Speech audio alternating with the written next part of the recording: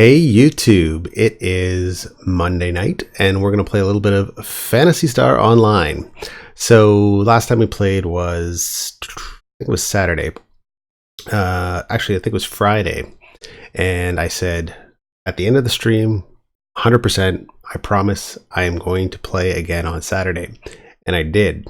But what I did was I migrated the stream to Twitch.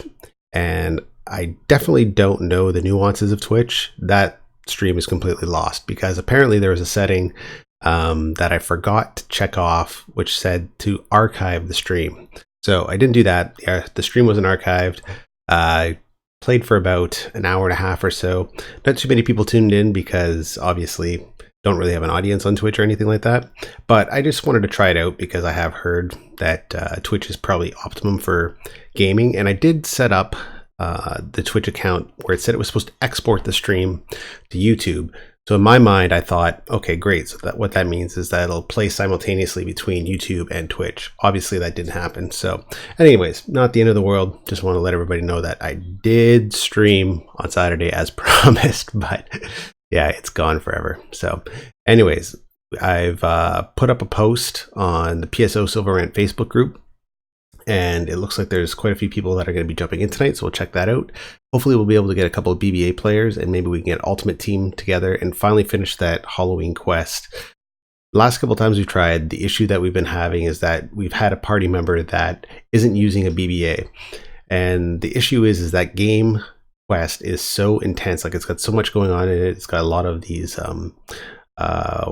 it's got a lot of different video that it's uploading, and it's got a lot of different monsters that are coming all at once and everything. It's just too much information to handle over the 56K modem.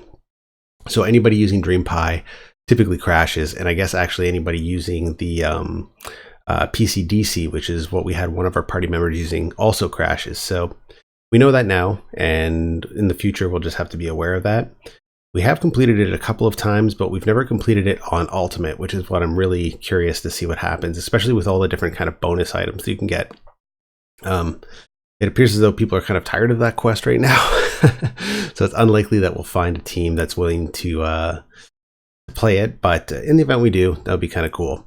There are a couple of lower member players right now that are on, so maybe what we'll do is we'll help them out for a bit and we'll see who we can find. So why don't we just jump right to it, and we'll hit power. And it looks like we got a couple of people in already, so that's great. What's going on, guys? So everything should be pretty good tonight.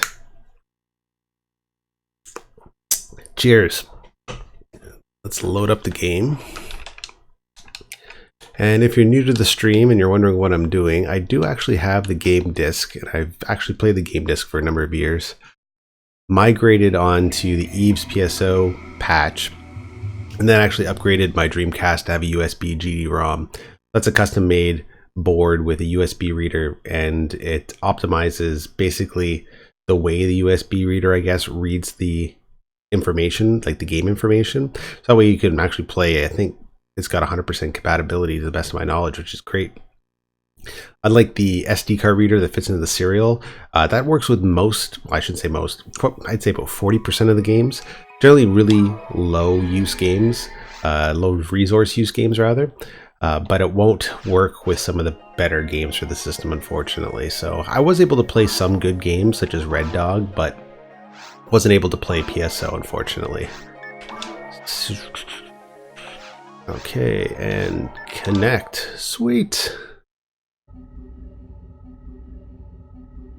Should I subscribe? Most definitely. I uploaded a video, I think last month. Maybe it was a month, 2 months ago. And I guess with YouTube's algorithm, I was always under the impression that the amount of views you got per video meant more to how YouTube markets your channel, but I guess it actually is based on subscribers. So yeah, definitely the more people that subscribe, the better for me. All right, sweet. So there's 9 players on right now. It's a good little haul. Let's see what kind of teams are open at the moment. Organized team. Join a team. Oh, look at all these players. Okay, well, let's just jump right into this ultimate game. See who is playing tonight. Maybe we'll find some familiar faces, maybe we won't. It's about 8:20 here in Toronto, Ontario, Canada. Okay, hang in there. We ran into this last time and it kind of froze, but it eventually bounced back, so I'm not going to jump ship right away. We'll give it a minute or so. Okay, sweet. Awesome. Alright, well, let's just say hello to everybody. Hey, everyone.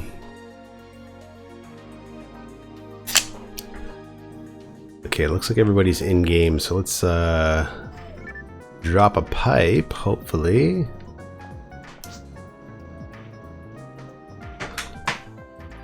Which pipe? Cool. The red one in the caves. Okay, awesome. So let's go.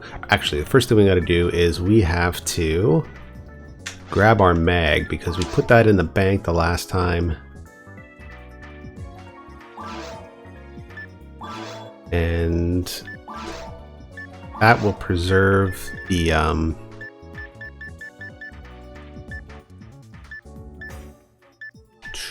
there we go, this one here. That will preserve actually the sync on it. So I got to do that more often, is I got to start feeding it more regularly, and when I'm got it at the 100% sync, after I'm done playing, I've got to make sure to drop it back off in the bank so it preserves where it was left at last time.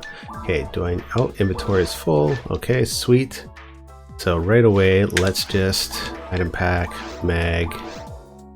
Can't do it yet, that's okay. Give it a couple minutes, and we will start just plowing through the enemies, collecting as much trimates as possible, and we're just going to try and beef the mag up. It's slow going, but hopefully we'll get it up to at least 50 today anyways.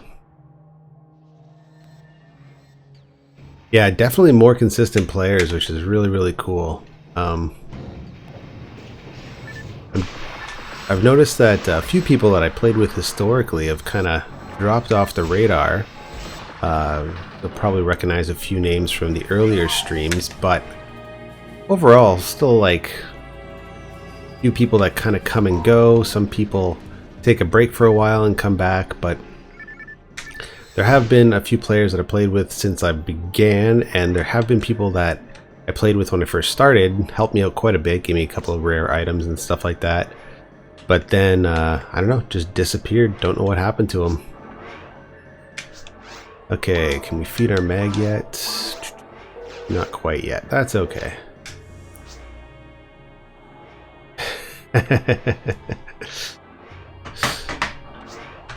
My duty tonight is to sync my mag 100%. I've been treating it poorly.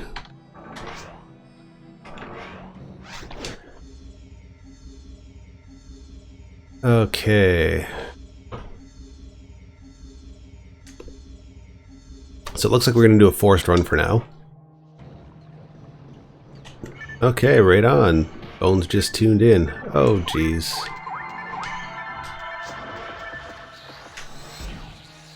Looks like there's some insta-death things going on here. What the fuck?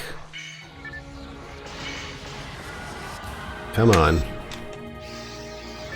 Now, I don't know exactly. Kuroheim might be able to fill me in, but not too long ago, Kuroheim traded me a blue ring, and the blue ring that I currently have seems to be preventing insta-deaths a little bit more than my previous ring did. So I don't know if that's an attribute to it, but it seems to be helping out a little bit, particularly when I'm playing in the ruins. Ruins in the mines. Everywhere else maybe not so much, but the ruins in the mines seem to be... Okay, sweet. So let's see if we can feed our mag and then we'll grab that trimate. Nope, not yet.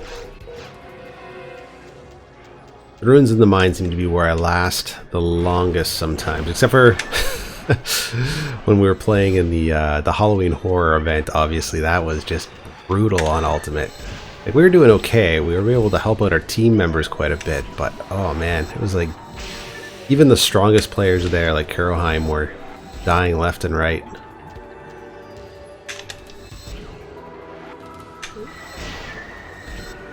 Nice. Okay. These guys would just stay up for more than one shot, and we could actually get a decent amount of damage on them. Actually, maybe we should probably freeze them. Okay, sweet. Maybe that'll help out a bit. Awesome. Okay, plan worked. But yeah, I have noticed that I've been lasting a little bit longer. Maybe if we make it to Falls. Because even in Falls, we used to die quite often on Ultimate, but we were able to beat it, I think, the last couple of times without any deaths, which is kind of nice. Oh, fuck. How come we didn't tag them at all? Maybe it's because they're midway down?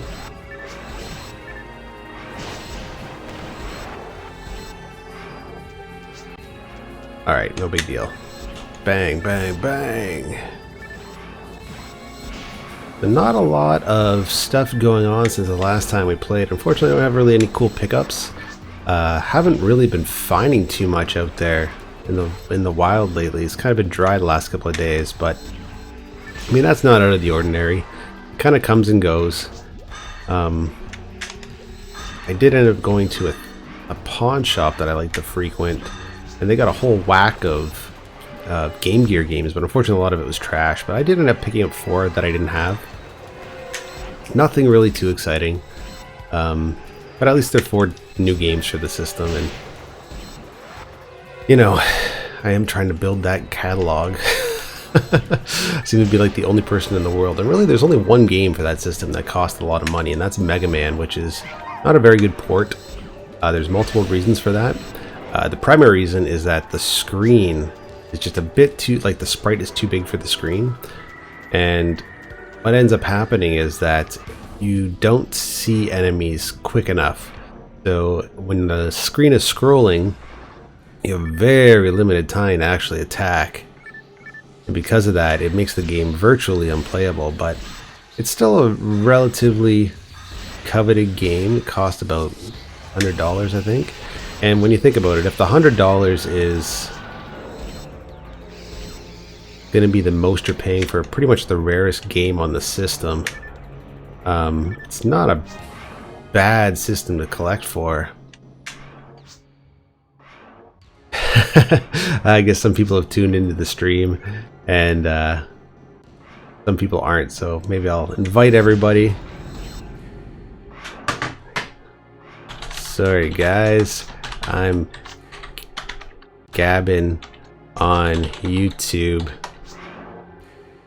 Watch the stream at YouTube/UglyGoblinBoy. There we go. That way all of our partners here will be able to tune in and figure out what I'm talking about.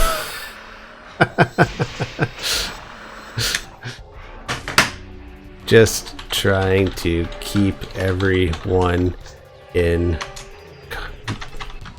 conversation. Alright, sweet. Alright, where are we going from here? This way? No, we already went through this way. The reason I did go to that pawn shop today actually was because I had a handful of extra PS3 controllers, and I know these guys give a pretty good deal. Generally, I'll find my PS3 controllers for about $3.99 a piece, and they take them for $15.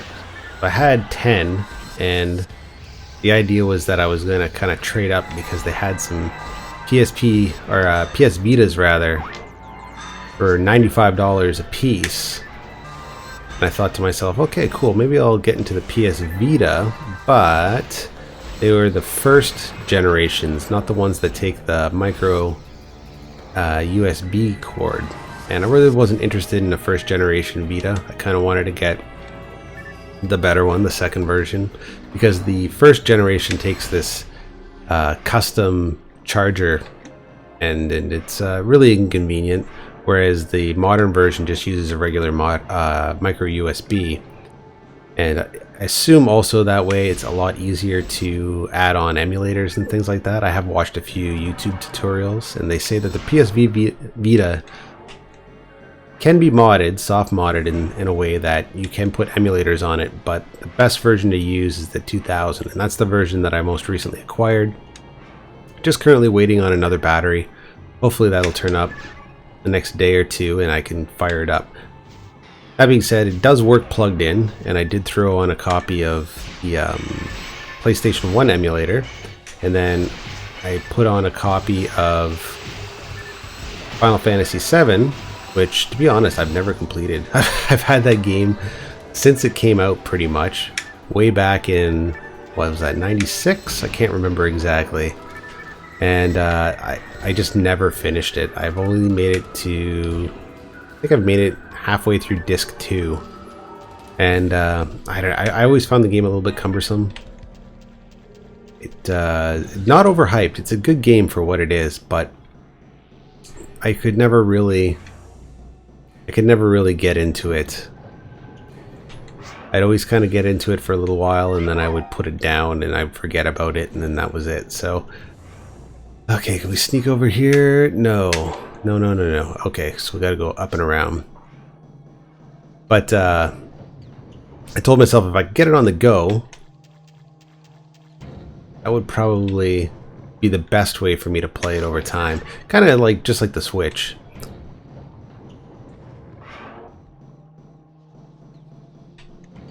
Which also I was hoping to get today, but I found a guy on a local trading group who was getting rid of his Switch for, it had Breath of the Wild, Mario Kart 8, and another game, I can't recall what it was, but he only wanted $300. And even though I said I wasn't really interested in getting a Switch at the moment, I kind of want to get the next iteration of it. Hopefully that'll have a better battery life, and it'll have a glass screen. That plastic screen on it is really throwing me off, even though I'm sure it's durable enough. Even my 3DS, which I treat very well, you know, it has a plastic screen, and it still gets scratched. I don't understand how. It's just like little dust particles collect on it, and they just kind of slide around there, I guess, while they're in the case, and they scratch it up. And it's like little micro scratches, little micro abrasions over time, and they just kind of add up and accumulate. It gets really frustrating. Whereas any glass lens or glass console cover that I've had, screen cover rather, they never get scratched. It's like tempered glass is pretty much impossible to damage unless you're gonna smash it, but you know, it's kind of the way to go. I understand it's a bit more expensive. It just looks nicer. It makes the system look a lot more polished. Things like the PSP, for instance, I've noticed that has a glass screen, which I really enjoy. Probably why the thing doesn't have any damage on it whatsoever, except for that silly battery issue. But you know, there's not much I can do about that. It was the original battery that came with it, and those will die over time. Can't get around it. Okay, where are we going? Over this way? No, that's the way we came. Here we go. Okay, do we need to hit that? No. Well, we might as well recharge while we're here. Perfect. Okay, so really didn't need to use it that much, but why not? Bones just mentioned that his his Switch there is already suffering scratches, which is kind of what I've heard. The other complaint I've heard about the current iteration of the Switch is that it can overheat if it's left in its docking cradle that it comes with for an extended period of time. Which, even though I primarily plan to use it as a on-the-go console, is not good if you're going to be playing it on the television, of course. And I know you can buy third-party docking stations, which actually look a lot nicer. They don't cradle it in a way where they protect or where they cover the screen. They just have it in a way where you just dock it, set it, forget it, which is probably the way they should have done it. I don't know why they felt the need to cover up the screen. It wasn't as if the screen being exposed was really causing any problems. But I guess maybe they did it just, maybe if you have kids or something like that, I don't know. They could knock it out and they thought that they were protecting it that way. It's hard to say.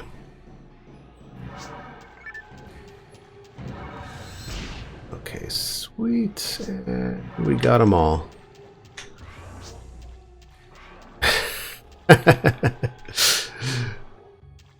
So Ebenezer is watching the stream. That's why you see them typing on the in-game chat.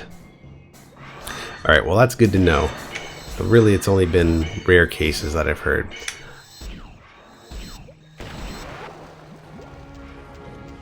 But that being said, I think everybody is aware the battery life is not spectacular on the go. So I assume that is still a legitimate issue. Again, I don't really own this system, but this is just what I've heard through word of mouth.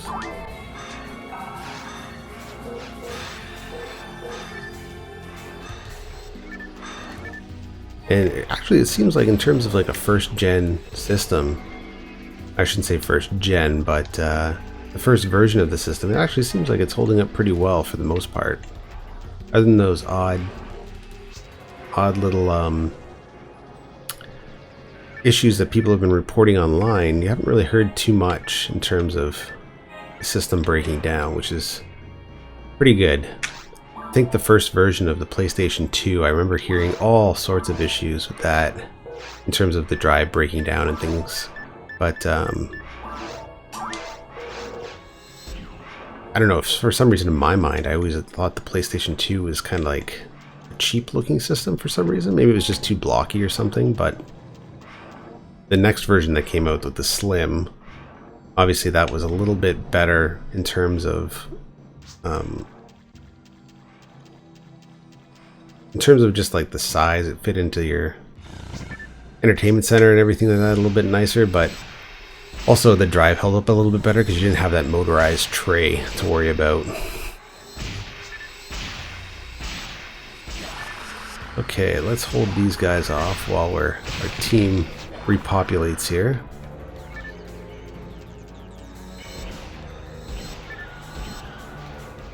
And I was thinking, I was actually looking online for a cheap IDE hard drive. I was looking for a 2 gig. And those aren't necessarily as cheap as you would think for a 2 gig hard drive, or, sorry, not 2 gig, 2 terabyte rather. But I did realize I had an extra portable hard drive from way back in the day, probably like 2005 or so. And I spent a lot of money on it. It was a 500 gig hard drive, external.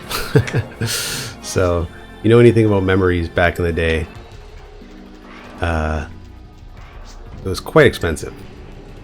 So I think I spent close to $300 on that. But I haven't used it in quite some time. I haven't used it in, oh geez, I don't know how many years. I've retired it a long time ago. And I don't ever plan on using it actively as a backup hard drive anymore. I was thinking maybe if I plug it into my PS2, I can do that soft mod where you can just load the game files onto the hard drive and play it that way. It doesn't look terribly difficult. So I'm pretty confident I can get it going fairly quickly. And it also gives me an opportunity to get rid of some of my garbage PS2 games that, well, I shouldn't say garbage. I don't really have any garbage PS2 games, but I do have a lot of PS2 games that I don't necessarily need to have the physical copies for. Like I have, I purchased through the PSN things like GTA and stuff like that. GTA 3 and Vice City. I can't remember if I have Liberty City. I don't think I do, but I do have alternate ways of playing it, and it's not necessarily a game that you need to keep, I guess. I will keep some of my more coveted disc titles, but I don't really necessarily need those ones that are commons, but are still good games. I also have a lot of games too, like I like the Intellivision Classics collection. That's a good one. I also like the Midway Classics collection. I also like the pinball games that you can get on the PS2.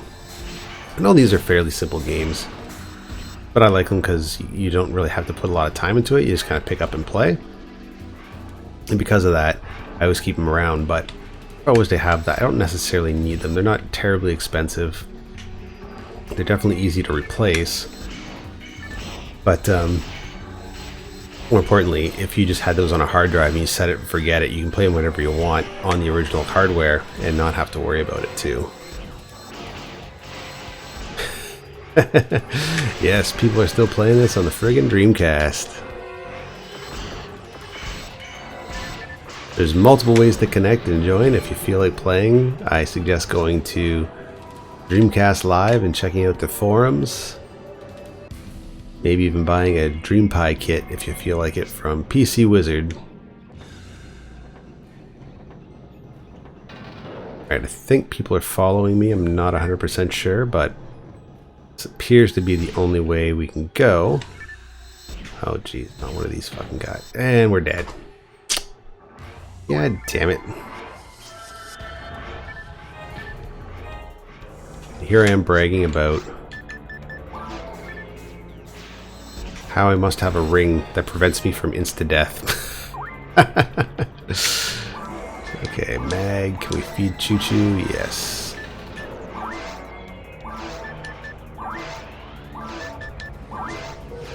Sweet.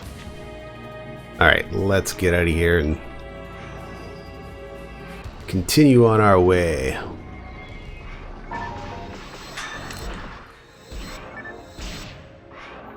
So lately, I'm thinking a lot about YouTube. I'm thinking about ways I can kind of get YouTube to be sort of like a regular thing, depending on how my work schedule goes and stuff like that. And you know, I don't anticipate the channel will explode or anything like that, but to make it a little bit more consistent, I guess. In doing so, I've been kind of like watching a lot of YouTube, and I've gone down a rabbit hole of something that I can only describe as possibly, I don't know, the most depressing, not even dark side, but maybe like the most pathetic side of YouTube. Cool, welcome to the live stream. So what I mean by the more pathetic side of YouTube is I used to like when a lot of this live video and stuff like that was coming up online, I used to watch a lot of the standards. So I'd watch things like Angry Video Game Nerd when that first came out. I remember getting video links from a video site that I used to belong to called Spike Nation, which are more than likely still up, but they used to post links back when you didn't really have a more consolidated video source like YouTube. You'd have random embedded video on different websites, and then they would all just kind of like post the best ones on this forum. So that was kind of like, I shouldn't say YouTube before YouTube, but it was like a forum just to post videos or links to videos rather available on other people's websites. So I can remember that was how I originally ended up watching the first couple of Angry Video Game Nerd videos. And then I got hooked on, and this is going back 10 years, I don't watch any of this crap anymore. Maybe the occasional AVGN video, but you know, nothing really that interests me that much. Especially when the guys are just kind of screaming at the top of their lungs the stuff. But I used to watch the Channel Awesome stuff before it was the Channel Awesome channel, and the Spoonie stuff, and you know, just again all of the standards from back in the day. But some of those people still do their thing on YouTube, and some people don't. And the more, I'd say, pathetic side of YouTube that I've been going down is a couple of channels that seem to focus on the history of the internet. And they interview, I guess, washed up internet YouTube stars. So, and they also do a lot of commentary on stuff, like, in case you weren't aware of it, and you used to watch those Spoonie videos back in the day. He hasn't been doing stuff for a long time. He's got some issues and stuff like that, and people are giving him a hard time. Fair enough. Hard to get healthcare in the States, so I can appreciate that. But people that do basically like a weekly podcast just trashing the guy. I listened to it just out of curiosity. I was like, oh my god, these people are obsessed. And then this one channel, it's actually pretty humorous. It's called Extra Mana. And the guy on Extra Mana, he interviews people that were former That Guy with the Glasses contributors. And they've left the scene for whatever reason. And it's kind of half and half. Some of the people that he interviews are a little bit, like basically they contributed to it for maybe a year or so when they were in college, but then lost interest and sort of faded off the radar. And other people are just trying to reclaim past internet glory. It is so sad. Just talking about how certain people have screwed them over and prevented them from, gaining the attention they think they deserve on the internet. And I don't know. It's kind of hard to listen to because you can tell these people are very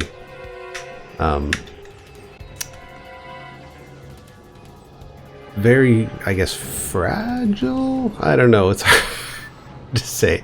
Like, it's not very hard to kind of like stay relevant on the internet, especially YouTube. Like, it's free. You don't need a lot of people to pad your channel and stuff like that. If you just keep submitting content, the people that want to pay attention to you will pay attention to you. But to say that other people, they're doing work to spite you instead of in spite of you, it's just a terrible way to live. I mean, I deal with those kind of personalities all the time in real life as well, and I don't know, it kind of drives me nuts. There's this one guy that I was listening to his podcast, Cameron Haynes, and his whole motivational speech to get him going in the morning is, "Nobody cares, try harder." I was like, that's a beautiful way to live. It's true. Nobody really gives a shit what everybody else is doing. Everybody's just trying to get along in their life their own way. It's hard enough to make things work when you're just giving yourself 100% attention. Like, who has the amount of time in their life to paying attention to what other people are doing and make a concerted effort to make sure whatever they're doing it poorly? Now, I'm not that naive. I know there's got to be people out there that do that, but I don't think many. I don't think many people have that much time on their hands. So anyways, I was watching this Extra Mana video podcast. Now, they don't actually do video of the people they're interviewing. They kind of do an audio podcast for YouTube. And check it out for yourself. I'm not going to go and name drop some of the more self-righteous people that they've interviewed, but I find those ones are definitely the more I shouldn't say entertaining. They're hard to listen to. You can just tell in their voice that they want people to be paying attention to them, and they've gotten to a point in their lives where they're upset at the world because nobody cares. I'm so cruel. I'm sorry. That said, the other people that are being interviewed on that channel, I did listen to a few. I do some statistics for work, and sometimes I'll just put in my earbuds and let whatever play in the background, stuff that I don't really have to pay attention to too much. But some people are just curious why they're even being interviewed. They're like, yeah, I put up a couple of videos 10 years ago, and then I got bored and I did something else with my life, and now I'm doing this. And then the guy that is interviewing them is trying to reveal all this dirt, particularly on the Channel Awesome website, and they're just not interested and don't have any insight and just don't want to play the game. And I find that just as amusing, because they're like, I don't know, I used to put up videos and now I don't, and now I'm a teacher and I got a family and that's it. Hey, how's it going? Welcome to the stream. Another guy that I started listening to recently. Not a ton. I don't particularly like his content. But the Lord Cat channel. He used to be another video guy. He used to do this like Until You Win web series, which I thought were interesting. We play these games until they've completed them. And a lot of the games were games that people found a real challenge completing. Now he just does this weekly podcast where maybe a couple hundred people tune in and just basically trashes everybody that he used to work with on this Channel Awesome website and stuff. And I don't know, it's just really sad. And I don't know who's more sad, these people for putting up this content or somebody like me for listening to it. Like, I listen to it, I shake my head going like, what the fuck am I doing wasting my time? Oh shit.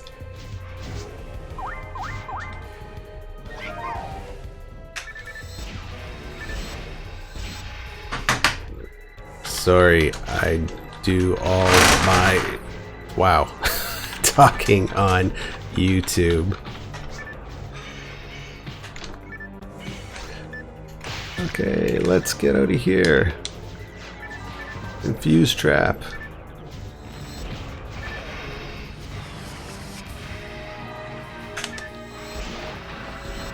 Oh, the mic is out of sync today. That's not good. Wonder why that is. It was doing pretty well earlier. Well, I'll have to take a look at that.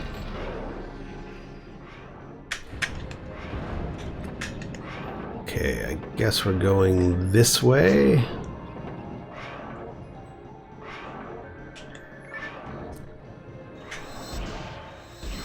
Perfect. Yep, all those old GIFs and videos and stuff. What was that other site that used to have back in the day? There was Steak and Cheese, I think it was called.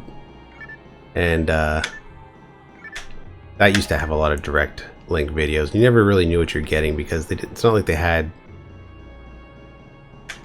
screenshots or anything of what was being available to download. You just had basically a title, so it could really be anything. You never quite knew. A lot of the time it was stuff. Half a second, eh? Okay. Well, it might come back into sync when I put on the full screen. It's hard to say. I did try to set the priority on to high, but there might be some background applications running, slowing down the computer. Tried to make sure everything was shut down, but it doesn't always work.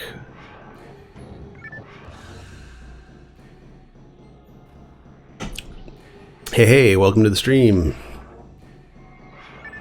Okay, telepipe. Can we use that? Yes. Okay, actually, we should probably, while we're thinking about it, feed our mag. Again, our goal today is to really treat our mag nicely. We've been neglecting it for so long. And a couple of times I have had it up maxed and I just completely let it fall by the wayside. It's just not good.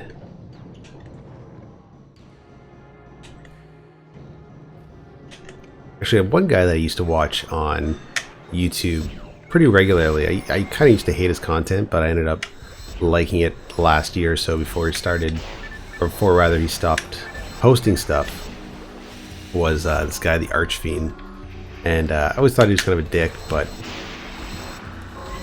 a little bit later on, when he started posting stuff that wasn't so dickish, not really trashing people and stuff like that, just kind of like commentaries on life and things of that nature, started to kind of like it for what it was. It was nothing too insightful, nothing I didn't really already know, but at least it was something to kind of like fill out 5 minutes every day or so.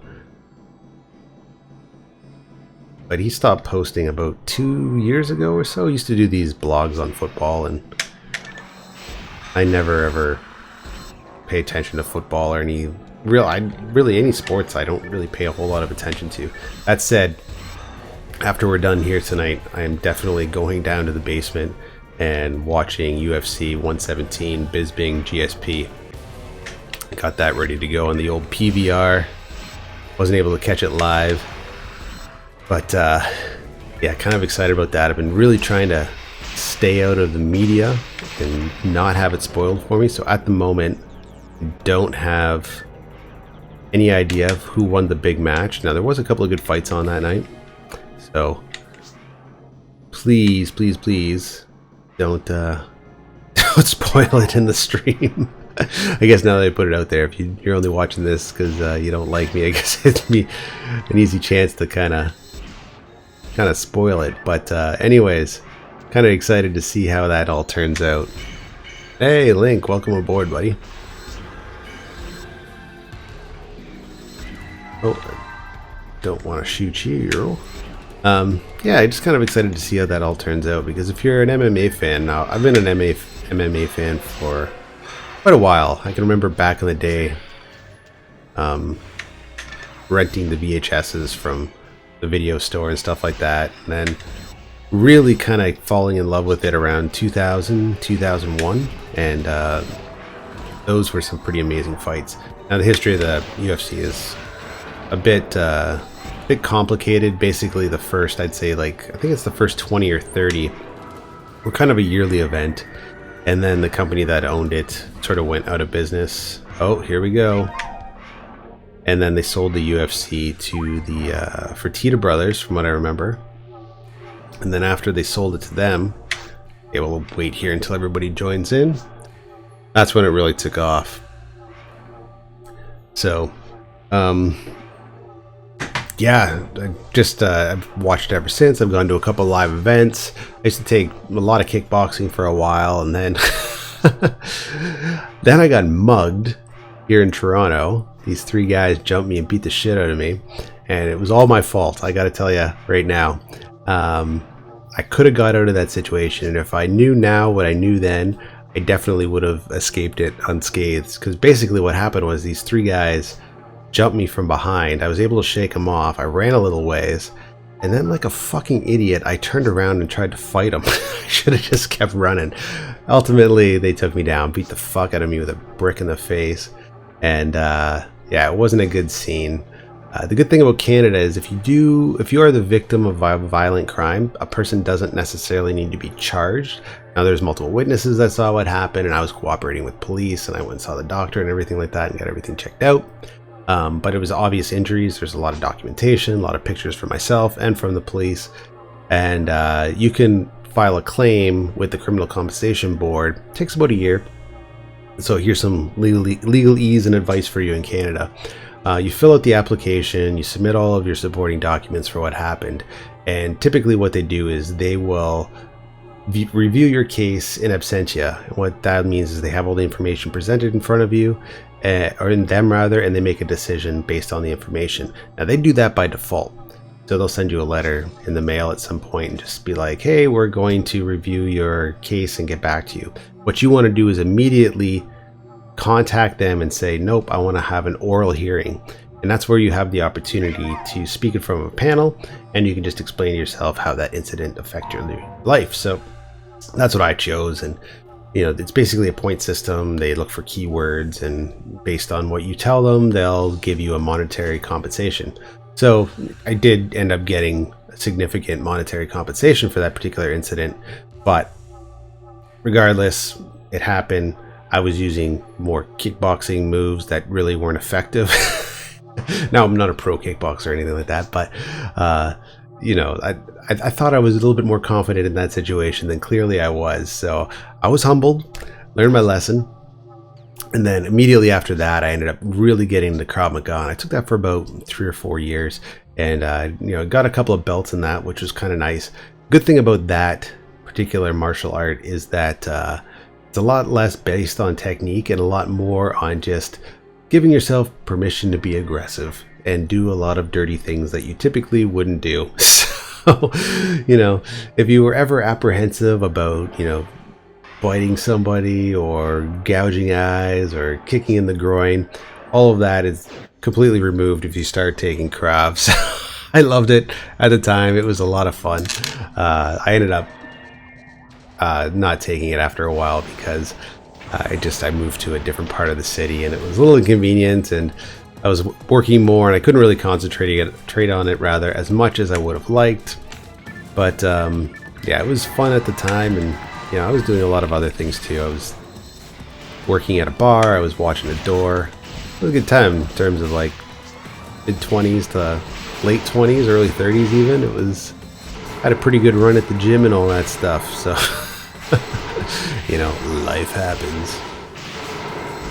I think that's, I definitely don't talk about that often, because the one thing I can't stand is people who may or may not have used to work out and then don't do it anymore, but continue to talk about that time in their life. It's kind of, you know, it's do or do not. What's that Yoda thing? Do or do not, there is no try. That's kind of how I view that as well. It's like, okay, if you can talk all about it all you want, but the proof is in the pudding, you know. You either, oh shit, where do we go? Oh, there we go. Awesome. You can't fake not putting in the effort. That's basically it.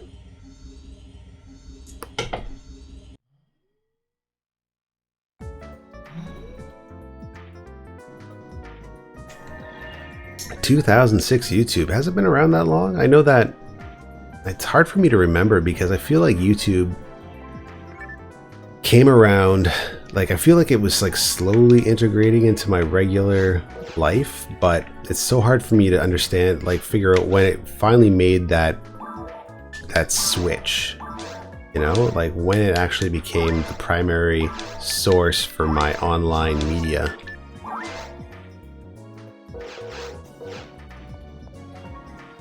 Because I know that previous to that, I used to watch a lot of videos that were directly embedded into people's websites, and there were a couple of different streaming places that you can go to. I can't remember exactly what they were, to be quite honest. But yeah, over time it just became like, okay, well, occasionally I'll watch the odd video on YouTube, and then it became like, I'll just watch all the videos on YouTube. But I guess there's places like Dailymotion, Blip, stuff like that. But I never really... Oh shoot. We want to take that Meseta, and we want to figure out what those weapons are and try and sell them. But yeah, just kind of over time, it just sort of became the site to go to.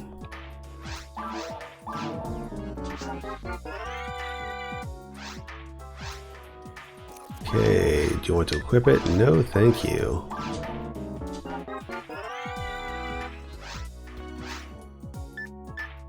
Yes, do you want to equip it? No, thank you. Okay, let's go and unload this stuff. Sell. Yes. Yes. Oh shit, here I am feeding my mag and I didn't even fucking equip it. Oh man, I am a dummy. Okay, deposit. Ta-da! Yes, please. Equip. There we go, much better. Yeah, I guess it's kind of like even social media. Like, I can remember getting an invite from a girl that I used to know in high school, just randomly in my Hotmail box. And this is when it transitioned from like people that would just use things like MSN Messenger, and then some people might have the odd, what was that, MySpace account? And there was some other like infancy staged social media profile websites floating around as well. But yeah, I got this invite from this girl who was like really hot in high school. I was just really curious about why she was contacting me and what this thing was, and I got the invite, and then it was like, okay, I'll start up an account, and because I could see like a little bit of a profile picture of her, but I didn't quite understand what, like I just wanted to see what she looked like nowadays. You know, it had been like 6 or 7, 8 years out of high school. I can't remember exactly. And sure enough, start up this account, and then all of a sudden you get inundated in your mailbox from all these people, and it's like, oh hey, it's online class reunion. And I did that, and I think I had, I don't know, like 200 people or something on my Facebook, maybe even more. But I deleted that profile about a year or two in, because I was like, why are all these fucking people, like half of them I didn't even really like. I just had them on there for curiosity's sake. I was like, nah, this has got to stop. So I ended up there was like a couple of ex-girlfriends on there, and at the time I was kind of meeting people in the community in Toronto, and I would add them on my Facebook profile. I didn't understand the impact that would have later on, but I had a feeling. So I just deleted that profile and just streamlined it to basically just close friends, family members, and that was it. And maybe the occasional coworker that I might run into here and there, but I wasn't gonna just put everybody on there that I met. But I think everybody kind of went through that phase, and now it's like the mom and dad platform for communicating. Basically, all the young kids are using whatever it is. I don't even know. I don't pay attention. But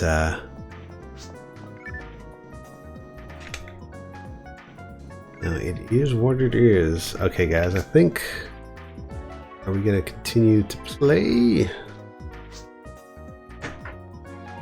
Still up for some grinding, or did you guys want to quest or something?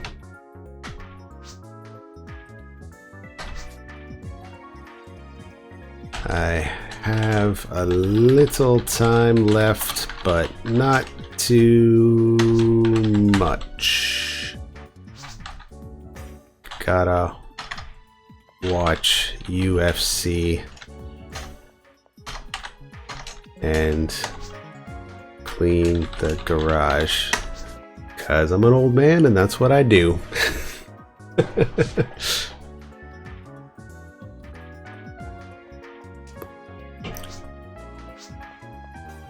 So while we're waiting for those guys to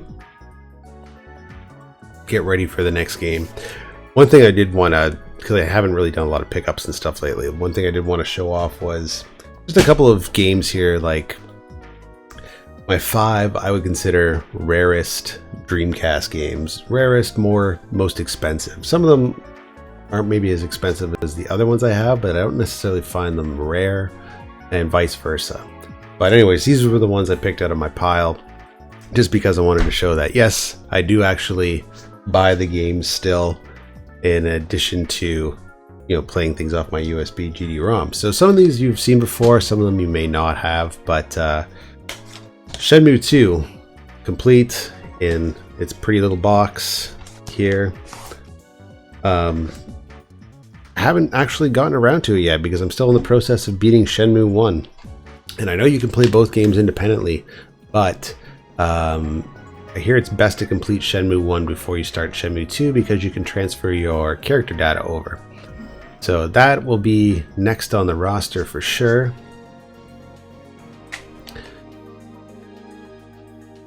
But, and this, the funny thing is, a lot of these seem to be PAL imports, but Rez also, PAL import.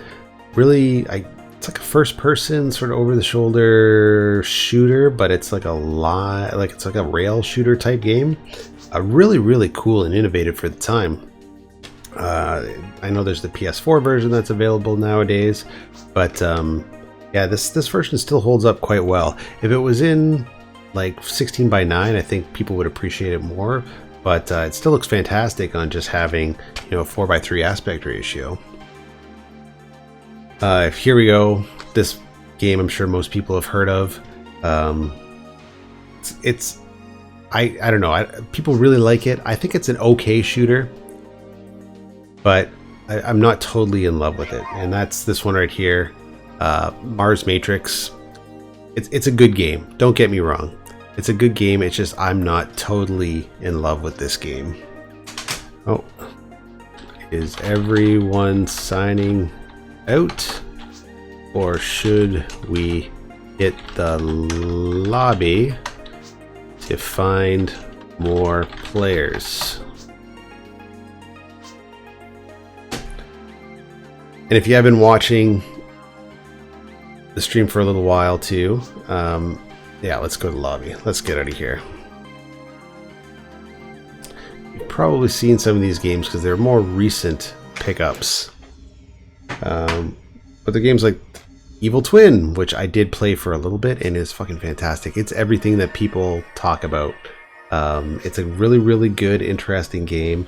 Don't know if it's necessarily worth the amount of money people are asking for it nowadays, but if you can find it for cheap, which I certainly did, not $19 cheap, but definitely cheap by today's standards, I would say pick it up. But this game here, not many people own it. Not many people own it complete. I'm really happy to have it. I kind of got it definitely later on, but I ended up getting, I think I got it just at the right time.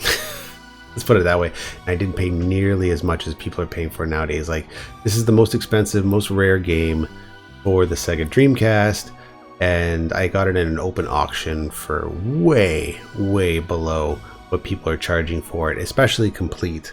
So it still wasn't like crazy cheap, but by today's standards, definitely wasn't as expensive as people are asking for it now. So I think I paid $140 shipped, and that's this one right here. So Sonic Adventure limited edition, full complete, right there. Ta-da! Yeah, not a great game because it's basically a neutered version of Sonic Adventure, but definitely considered one of the most rarest and most expensive in the Dreamcast catalog. There's about 200 complete copies, I think, that people have had it accounted for.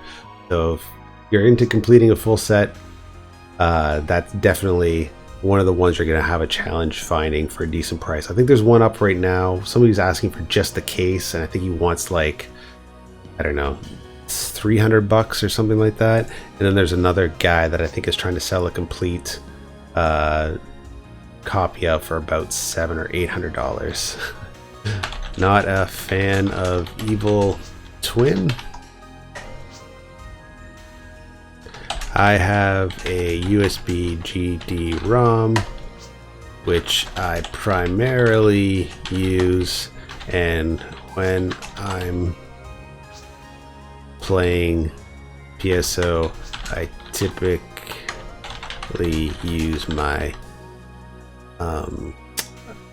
EBA, but I have a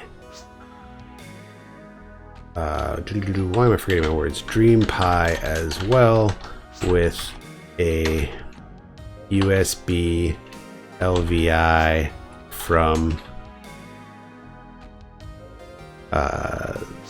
PC Wizard.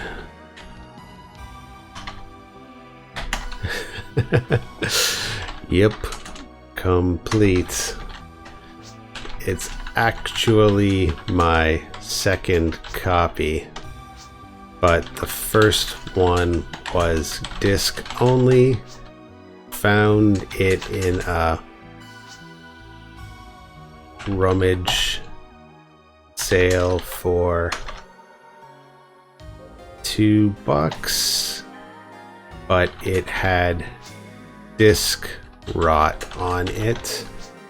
It still played, but it was on its way out, so I traded it for a whack of GB games.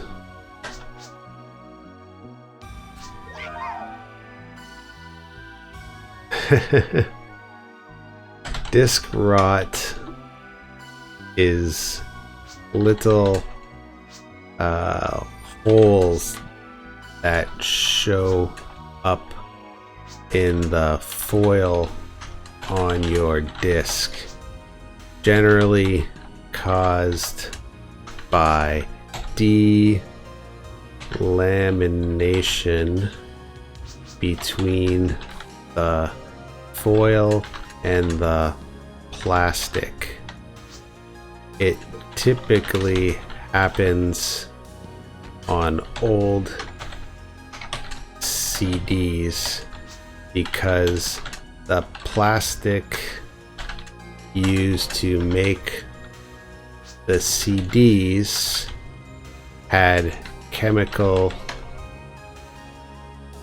reactions with the plastic used to make the CD jewel cases. So a lot of older CDs don't play anymore because they have delaminated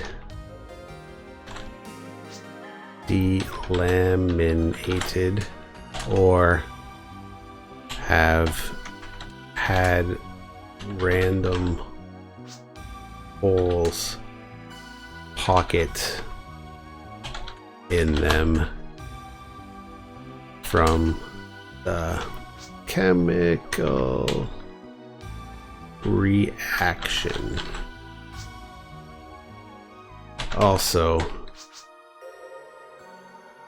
GD-ROM discs are notoriously fragile. You can't even really resurface them safely without completely destroying them.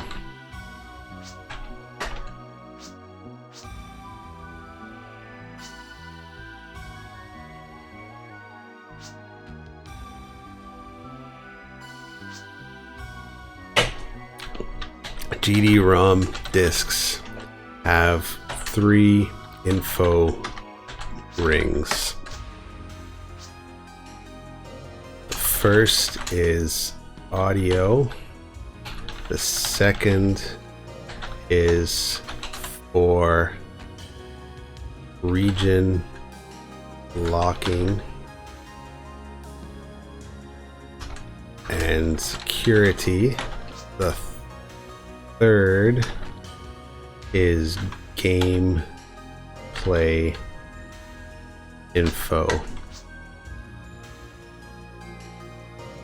So if you have rot on the first 2 rings, you are okay for a while, but if it's on the outer area, you are kinda out of luck.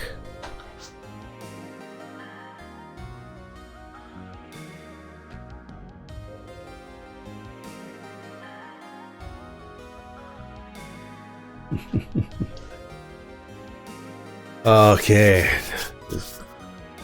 so in the YouTube chat, yes, Jacob, you're getting me excited now for UFC 117. We'll see if we're ready for a quest. We might actually log off early today because I think I gotta check it out. I would love to have a Japanese Dreamcast collection, but there's so many exclusives, and like I think I would only get the special editions, and there's a lot of special editions as well. So yeah, I think I'm gonna get my NTSC set first. I've got pretty much 50% of the collection right now. I think I got about 140 games, and a lot of them, like I'd say half of those are the more rare, expensive titles, but I want to knock those out of the park first. So I gotta get a couple. I gotta get Cannon Spike, which is only getting more expensive, like Gigawing 2, Gunbird 2, what else? Mark of the Wolves, that's another one I gotta check off the bucket list. A couple of those ones, but like, you know, they're coming. I think I'm gonna start really concentrating on getting Cannon Spike because that's the one that's getting the most expensive. I would like to get Ikuruga, or the Japanese exclusive. That's supposed to be a pretty good shooter as well. And what's another one that I'm kind of looking at? I think in terms of the Japanese ones, the only reason I'm staying away from them so much is that I like RPGs, but unfortunately, since I don't speak the language, I can't really play them. Although I do like to look at the special editions. So I don't know, like Sakura Wars, I was thinking to myself, like that's a really cool set to have, but how much use would I get out of it? Same thing with Sega Gaga.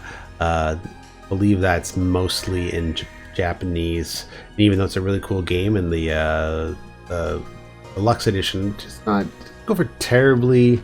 It doesn't go for as much as I would think, but it definitely goes for about $200 or so. It does look cool. It's a cool game. You can get the ISO from Emu Paradise, an ISO Hunt, I believe, if that site's still up, where it's been translated over to English. But in case you don't know about that game, which is a pretty interesting style of game to play, it's kind of like an RPG where you play as a person that works for Sega, trying to get them back in the game. Okay, I just got smacked. Alrighty. So, what are our teams looking like exactly? I've heard that the Saturn has a pretty good SD reader as well. Ground up. That you can get that's similar to the Dreamcast. Don't quote me on it. I've only had one Saturn in my life, and I sold it pretty much immediately when I saw what the games were going for, and I wasn't aware that you can mod it in a way to play games off of an SD reader or a micro SD reader. So yeah, I haven't really played much Saturn, and I think the games that I would be interested in are primarily the more expensive ones, like Panzer Dragoon Saga. If I was to find another one, I would definitely mod it and just play the games off of a stick or off of a hard drive. But at the moment, not really too interested. If anything, just because I don't want to collect for another system. I think I'm probably going to be going in deep for PSP very soon, but you know, we'll see what happens. Alright guys, well, the stream has been quite successful, but I think I'm gonna have to jet because it is about 9:30 and I hear some people rumbling in the back here, so sorry guys, I have to jet. I can hear the little one stirring in the background. I'll be on Wednesday-ish. Night all. Alright, cool. So let's quit. Okay, saving game. Please do not remove memory card.